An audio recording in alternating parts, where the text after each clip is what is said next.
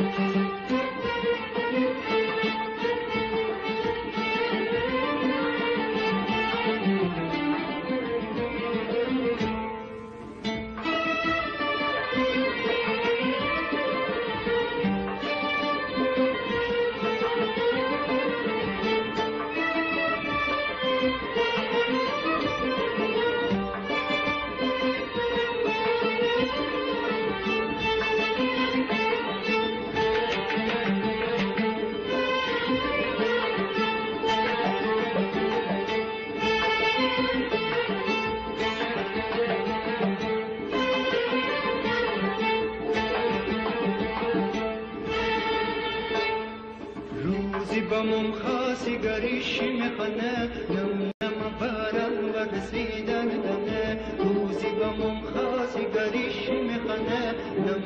بارم و رسیدن دنه تیره بوم خاصی گار تیپه بو گفترم دم قسیم بابا من دیگر دیمار بو گفترم دم اگر ترم دید تیپه بو ماری چی بگید میزرد گاوی کبروشم ترم برم من دیونام بامد گیل مردم گیل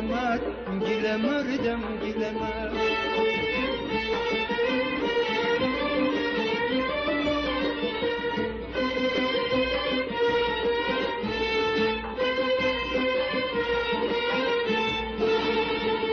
من اگر چموش پوشم می علیشه فروشم من اگر چموش پوشم می علیشه فروشم تیر کرتلاهینم خانه و قباهینم من تیونه آم بمر گیل مردم گیل مردم گیل مرد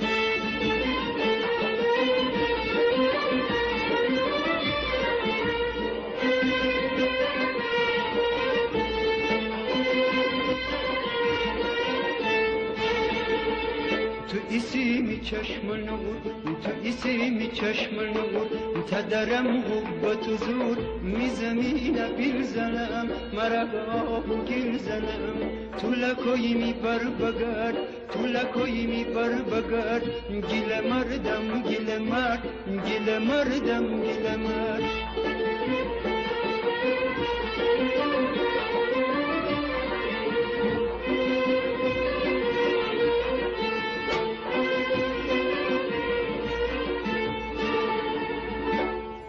ای بلبلا دلیدی می دردم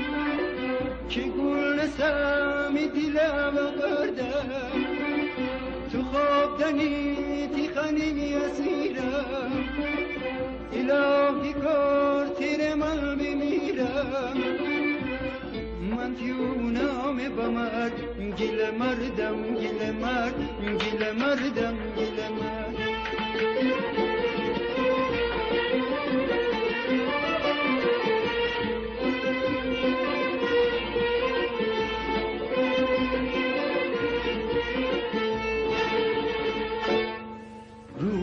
بامم خاصی گریشی میخنه نم بارن و رسیدن دنه روزی بامم خاصی گریشی میخنه نم